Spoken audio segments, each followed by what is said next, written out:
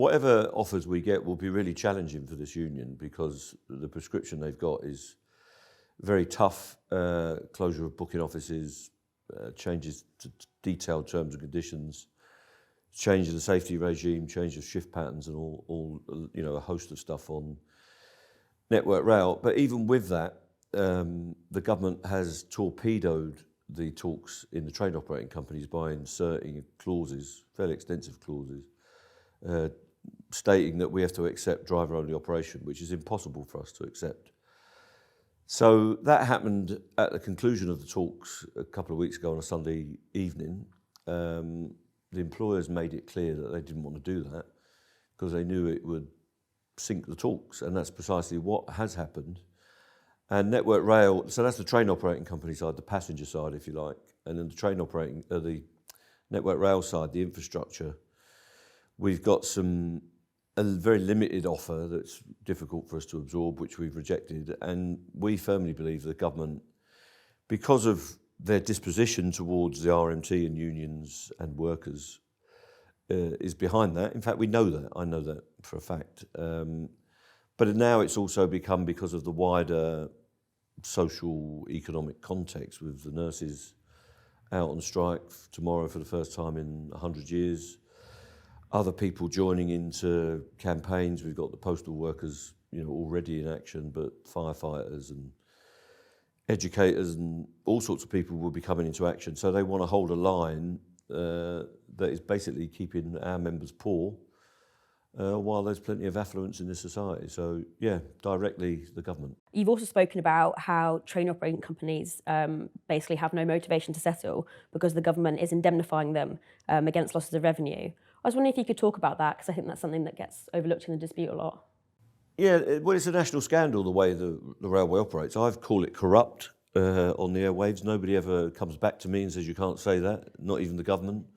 So we'll just let it go. It is corrupt. So the way the railway works now is that the train operating companies obviously collect all the revenue from fares and they pay it directly to the government.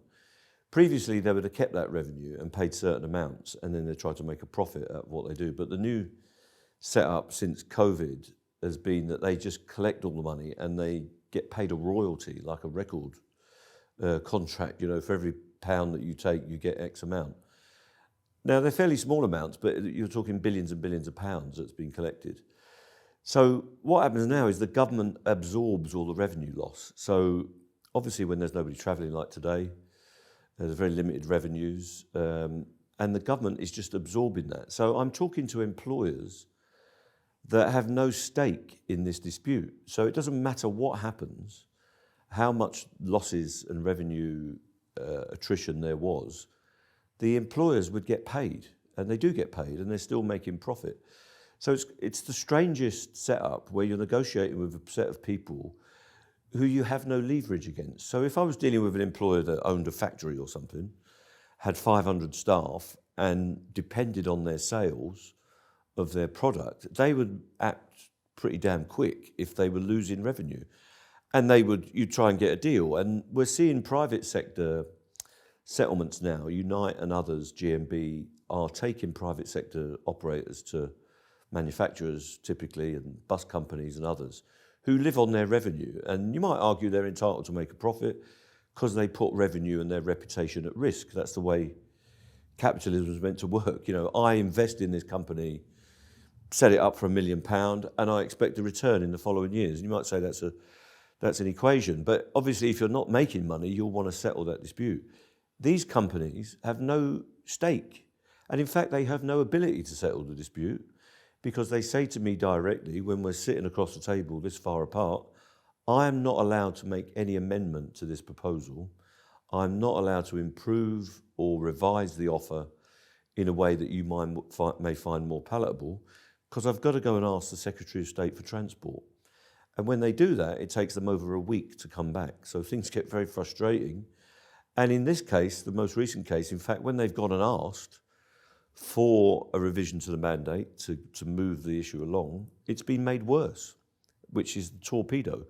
So not only are they not resolving it, they've got no motivation to resolve it, and they're frustrated, even in their attempts as executives on the railway to resolve it, because they're being undermined and overridden by the government.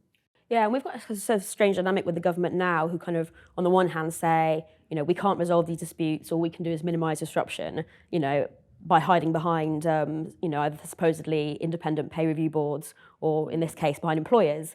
But then, on the other hand, the government are saying, we're tough on strikes. Look at all this harsh legislation we're bringing in. Do you think this is kind of a case of the government wanting to have their cake and eating it? Absolutely, and the government's not telling the truth. So, if in our dispute, Mark Harper, the Secretary of State, has been in front of the Commons Select Committee. He's been on countless media outlets in the last day or two.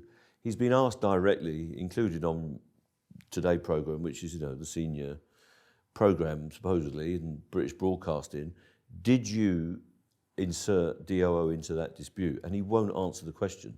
The reason he won't answer the question is because if he answers it truthfully as a minister under the ministerial code, he'll have to say, yes, I did. I'm responsible for that. So he avoids it. He says, I'm a facilitator. I'm not a negotiator. But he doesn't answer the question. And if you take the so-called independent pay review bodies, well, the parameters of those are set by the government. And the biggest parameter is the affordability of the health authorities, health boards, whatever you want to call them. And of course, they can't afford to fund these pay rises. They can't even afford to fund the imposed pay rises, which are at 4% and 5%. So they set the parameters that it must be affordable. And of course, they control the revenue or the financing that goes into the health system. And of course, they can't afford it. That's true. It doesn't mean it's not affordable, because the government could take a view, well, that's the 2022 outcome. But we have to take account of the last 12 years where many health workers and other public sector workers have not had proper pay rises at all. Sometimes for nearly 20 years, nearly 2 decades since they've had inflation ranking or inflation beating pay rises. So they could make special provision. And so if you look in the health service, because they can't get people to work for them because of the stress and the low wages, they're actually paying agency staff, usually the same people that have just left. So if you leave as a nurse, right, and go with an agency, you come back to the same place and earn far more money doing the same job, but you don't have the responsibility because you're not on the full-time establishment. That's happening with junior doctors, middle-ranking doctors, and even consultants. I saw a case the other day where they had to pay somebody £5,000 to do a shift. That's the agency wage. The consultant got about £2,000. The agency got more than double.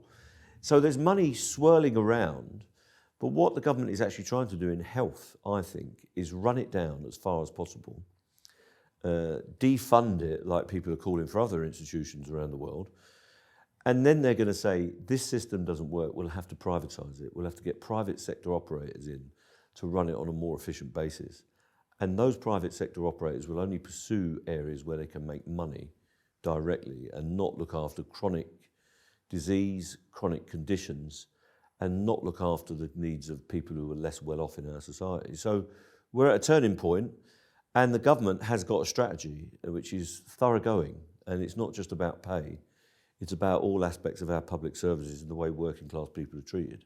And we're talking about the government. Obviously, you mentioned, Mark Harper. Do you think these are kind of Sunak strikes? Kind of how high do you think this goes? These are absolutely Sunak strikes. They came in with a new brand. Obviously, we saw the febrile craziness of the 40 days of Truss. How was it 40 days? Was it even that long? I can't remember, but around 40 days.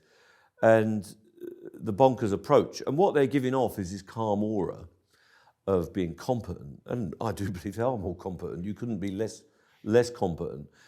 But I said at the time of the election, so-called election of the Tory leader, you can take your choice, Sunak or Truss, but it's a short straw for working people because they're delivering very similar austerity-based, rampant capitalist politics based on a more conservative version of libertarianism, I think, where the free market will be let loose on this country even more than Thatcher or Cameron or even other free marketeers around the world have seen. I think they want to go for an absolutely libertarian free market, militant approach to the way the economy is run and the way society is run, and that will lead to degradation. They're just doing it in a more controlled manner, not very gradualist, because I think it's going to happen very quickly, and these things hit a precipice after a while, and that includes putting us into an economic downturn, I think, from their point of view. But if you notice what's happening, the stock market's recovered.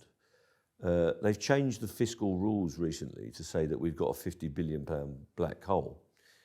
But if they had the fiscal rules that were in 2019, we wouldn't have that black hole. So they've created a fiscal and economic funding crisis just through the stroke of a pen, which has all happened inside a Conservative regime.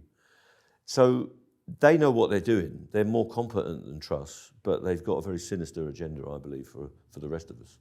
What's it like negotiating with them? Because, it sounds fairly farcical. Well, speaking to the government, and Pat Cullen from the RCN was in there the other night, and I'm going back tomorrow to meet a minister and his officials along with the heads of the industry. You get very short slots, and it's pre-rehearsed, more or less.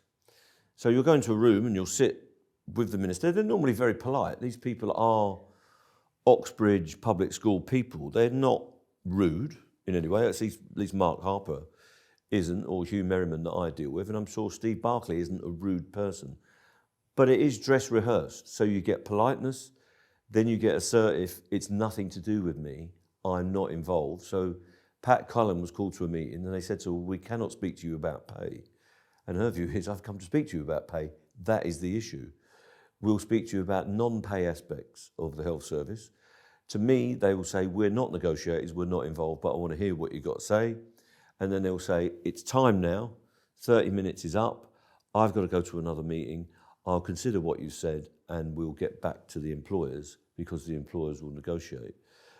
Now, maybe we've got to break that mould a bit, and I'll try and engage them into some proper dialogue and proper problem solving, because negotiation is a problem. You've got to work on a problem, and if you were brainstorming it in an organisation, you take everyone's input, including the government, because the government's in there, they've got the money, the employers are in there, they've got the contracts of employment, we're in there because we represent the workforce. So it's a controlled show, as Malcolm X once said, and that's what you get, and they then will put a press statement out saying we've met them and hope it goes away for another week or two or whatever they can get away with. Another approach the Conservative government are taking, is bringing in legislation. Do you think that the Conservative government want to make, effective strike action illegal? They do want to change employment laws to make striking virtually illegal and certainly almost impractical or impossible. So it was strange, when I met the previous Secretary of State, she was in office for 30 days or 40 days. I met her in the morning and she was, again, very polite, and then in the afternoon she released the first version of this new anti-union bills, minimum service levels. So minimum service levels will make it really difficult for us to have effective industrial action. So they've realised now that they can't stop us voting for action because we've beat all the hurdles that came through from the Tebbit laws in the early 80s, then recalibrated in the 90s, and recalibrated more recently in 2016 and further on. So we've got these thresholds, notice periods, all sorts of hurdles we have to get over. We've smashed all those, and one of the ironic things is because of the way we have to operate now, we're better in contact with our members, and our members realise what the issues are, and they're more involved, I think. It's not just a circular that comes around and says, vote this way. We have to actually get in there and do a lot more dialogue, which is a good thing, ironically. So they've given up on that to some extent. I think they'll come back to it. And now they're going to say, well, when you're on strike in transport, they're starting with, but I think they'll quickly extend it. So they'll go fire, they'll go, they've already done the prison service, but they'll go health. They might go for other logistics services, but education is an obvious one, because if schools close, everybody's affected, or a big proportion of the population, the parents around the country. So they'll say you've got to run this service, and it could be 20, 30, 40, 50, 60%. And somebody will decide that. It will go back to the Secretary of State for the sector, if you like, eventually. And they will decide what service. And they'll say to the employer, even if they're reluctant, and let's not forget, this could be the Scottish Government, effectively. So Scottish Education, Scottish Transport, they could say to the Scottish government, who do not want to bring this legislation in, you have got to run a service, let's say 50% of Scottish Railways have got to run. That will mean that our signallers will have to go to work fully, because you can't run the signalling or the infrastructure half. You can't say we'll run half the signalling, because it doesn't work. So our members will be named in a statutory notice, and they will have to go to work. So what you're looking at here is the conscription of labour. You will have to report for work at this time and do this shift at full functionality. And that is the dragooning of working class people, which we haven't had for my lifetime. We've never had that. As reactionary as Thatcher and Tebbit were, they never dared to go that far. And even Stanley Baldwin in the general strike never took this step. Now, that is a complete suppression of human rights and personal freedom and civil liberties, and we can't allow that to stand. They will go further, though, and they're making their mind up now, and it's gone back to Grant Shapps in the Department of Business, whatever that's called, Bays, I think it's called now. Don't know why it's called that. But it's the business department, essentially, trade and industry, it used to be called.